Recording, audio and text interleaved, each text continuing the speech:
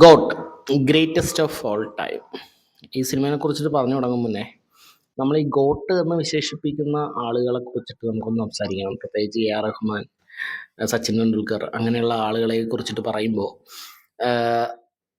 അവരാരും ഗോട്ടെന്ന് വിശേഷിപ്പിച്ചത് അവരല്ല. അവരുടെ കഴിവുകൾ കണ്ട് നമ്മളാണ് അവരെ ഗോട്ടാക്കിയത്. സ്വയം ഒരാൾ ഗോട്ടായിട്ട് അവതരിക്കുക എന്ന് പറയുന്നത് ചിലപ്പോൾ രുസികർക്ക് അത് ചിലപ്പോൾ ഭയങ്കര സംഭവമായിട്ട് ഫീൽ ചെയ്യുമായിരിക്കും. എനിവേ എനിക്കത് എന്തെങ്കിലും ആട്ടെ.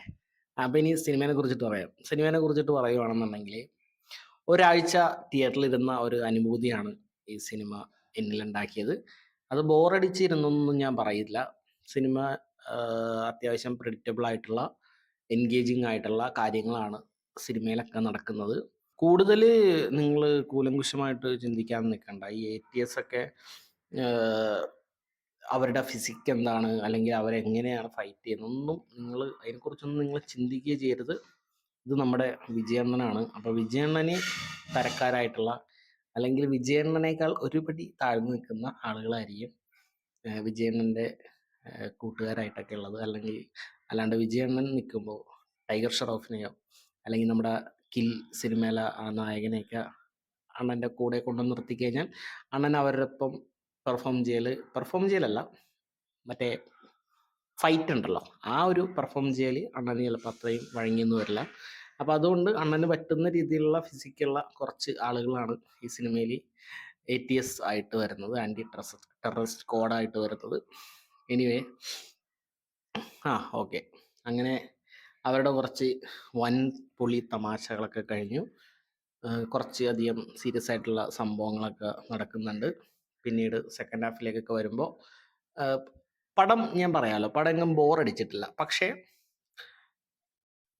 സാധാരണ കത്തിപ്പടം വിജയുടെ നമ്മൾ ഇതുവരെയും കണ്ട സിനിമകൾ, അല്ലെങ്കിൽ ഒരു തമിഴ് ടിപ്പിക്കൽ സിനിമയിൽ നമ്മൾ കാണുന്ന കുറേ ക്ലീശ സാധനങ്ങളുണ്ടല്ലോ, അതെല്ലാം കൂടി നിറച്ച ഒരു റുസിഗർ ഫാൻസിന് വേണ്ടി ഉണ്ടാക്കിയ ഒരു ടിപ്പിക്കൽ വിജയ് മൂവി. അതിനപ്പുറത്തേക്ക് ഒരു തേങ്ങയും ഈ സിനിമ കണ്ടിട്ട് എനിക്ക് ഫീൽ ചെയ്തില്ല. സിനിമ കണ്ട് മറന്നു എന്നതിനപ്പുറത്തേക്ക് മ്യൂസിക്കോ കാര്യങ്ങളോ ഒന്നും. മ്യൂസിക്കിൻ്റെ കാര്യം പിന്നെ ഞാൻ പറയുന്നില്ല. ചിലപ്പോൾ ഇത് കുറച്ച് കഴിയുമ്പോൾ ഭയങ്കരമായിട്ട് ട്രെൻഡിങ് ആവുന്ന പാട്ടാവുമായിരിക്കാം, എനിക്കറിയില്ല. പക്ഷേ എനിക്കിത് കേട്ടിട്ടൊന്നും ഫീൽ ചെയ്തില്ല. ചിലപ്പോൾ എൻ്റെ കുഴപ്പമായിരിക്കാം. പിന്നെ പറയേണ്ടത്, ഇതിൽ നല്ല 2 കാര്യങ്ങൾ പറയാനാണെന്നുണ്ടെങ്കിൽ എനിക്കറിയില്ല കേട്ടോ. എനിക്ക് സത്യം പറഞ്ഞാൽ വേണമെങ്കിൽ പറയാം, വിജയുടെ ഇമോഷണൽ ആയിട്ടുള്ള പെർഫോമൻസ് അടിപൊളിയായിരുന്നു, അതെനിക്ക് ഇഷ്ടപ്പെട്ടു. അതിനപ്പുറത്തേക്ക് ഈ സിനിമയിൽ എനിക്കറിയില്ല, നേരം വെളുക്കെ എണീറ്റ് പോയി കണ്ട സിനിമയാണ്. ഞാൻ പറഞ്ഞ പോലെ ഒരാഴ്ച തിയേറ്ററിൽ ഇരുന്ന പോലത്തെ ഒരു ഫീലാണ് എനിക്ക് ഈ സിനിമ തന്നത്.